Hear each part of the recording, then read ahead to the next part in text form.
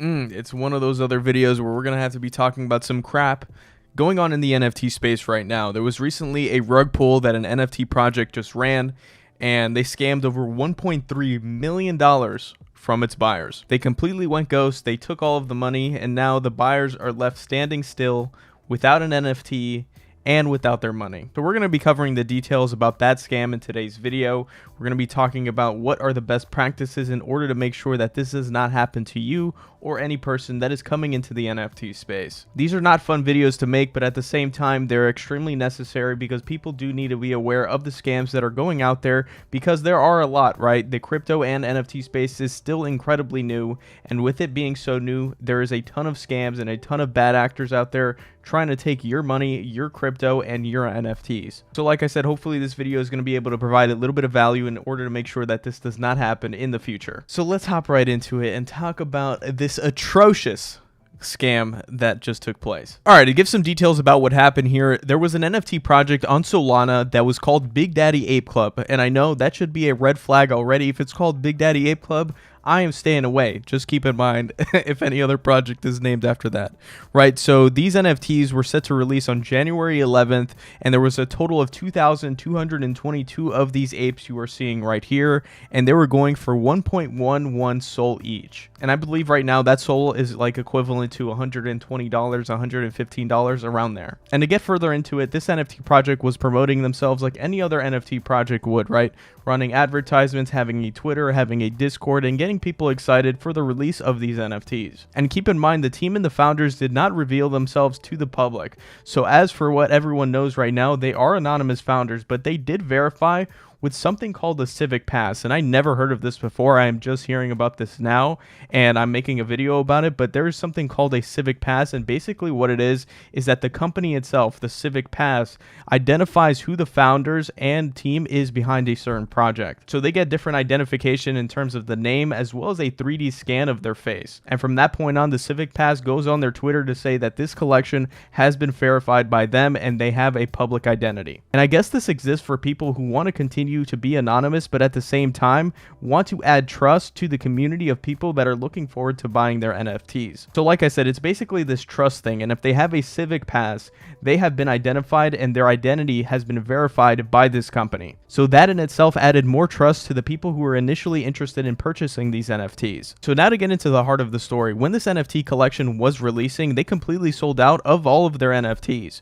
But the buyers of those NFTs realized they did not receive an NFT, even though they sent out the initial mint price for the NFT that they thought they would be buying. Pause really quick. That is absolutely whack. I mean, at least people who have scammed and rug pulled in the space have at least given the NFT to the person that is being rug pulled, which is absolutely insane to me. So they didn't even give the NFT to the people that were actually buying these NFTs. That's completely awful, and they were able to pocket 9,136 SOL, which is equivalent to $1.3 million. And after those founders were able to pocket 1.3 million, no surprise, they deleted all of their social media accounts, deactivated their Discord server, and now they have completely gone ghost. Which sucks because now it leaves the buyers of these supposed NFTs, they didn't even get an NFT, absolutely nothing without an NFT and without their money as well. This is some of the worst crap I have ever seen in the NFT space, to be honest, and it makes it one of the largest NFT scams that has ever happened. And after this was confirmed as a rug pull and a scam, the Civic company, which was the one who verified this NFT collection, released a few statements, and we can read right here that the entire team at Civic has been working as quickly as possible on several targeted responses to the reported BDAC, the name of the NFT collection, rug pull. They go on to say that they are actively collaborating with other community members as well as some marketplaces, among others, to look at this event and will fully support any formal investigation led by the appropriate authorities. Keep in mind that they have the identification of these individuals, right? Supposedly, right? So that means if there was an investigation that was conducted, they could reveal that information to the authorities. And in a further update, they did say that they are in direct contact with US-based authorities and will be fully cooperating with them. They are encouraged to report this step in the right direction. And even the CEO released a statement, because I'm assuming this isn't the greatest PR look for Civic Pass, and some of the details in terms of how they identify or get the identity of these individuals is pretty interesting and it's pretty in-depth. So the CEO does mention right here that founder verification includes an ID document capture and a limited scope document verification, 3D face scan, facial match comparison between the 3D face of the live user to their 2D photo, identity document, and sanction, PEP, and adverse media listing screenings. Now, I don't know what the last few of those things mean, but that's a lot, right? So I'm assuming they were able to identify who these individuals were, and I'm assuming that it would be pretty difficult to fake this. So if the founders were able to fake something like this, that would just be super unfortunate, right? Because that does seem pretty tough to fake, but I am not completely sure because I've never went through like a Civic Pass check. So at the end of the day, I just hope these individuals who ran this rug pull and scam get caught, and at the same time, the people who lost money in all of this get their money back, because it's super unfortunate, man. This really does suck, and it's a terrible representation of what the NFT and crypto space is. You never like to see this stuff because this is what grabs headlines. You're going to have mainstream news outlets as well as criticizers of NFTs and crypto hop on this and spread the word that everything involved with crypto and NFTs is scams. And don't get me wrong, there is a lot of scams in this space, but at the same time, there is a lot of great things that are happening in the space as well. Now, to give some tips in order to make sure that this doesn't happen to you or new people entering the NFT space, my number one thing is just make sure that they have public founders. I don't care if they verify through something called a Civic Pass or other verification processes.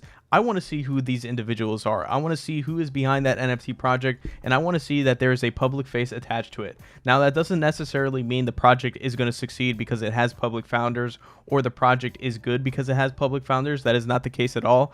But the amount of risk associated with a potential rug pull or scam diminishes greatly when there is a public founder and a public team behind the project. And the two other red flags for me was the name of the NFT collection, Big Daddy Ape Club. I mean, that sounds like a trollish name. I don't know if that's just me. I mean, that doesn't sound like the greatest name of all time. And then the next thing is the artwork and the art style, right? An ape, a monkey, which is extremely popular in NFTs right now. It seems that every NFT collection is trying to ride on the coattails of Bored Ape Yacht Club because they were successful with their ape avatars. So every other NFT collection that tries to do some variation of ape that looks like it, I feel like is a red flag for me, and they are not taking it seriously. They are just trying to sell out their NFT collection and trying to ride on the coattails of the hype. Now, something to note, I was never inside this Discord community or even knew about this project up until now once they did the scam or the rug pull that they did, right? So I never got a really big understanding of what the collection was about, but I'm sure there were probably other red flags that was provided within this NFT collection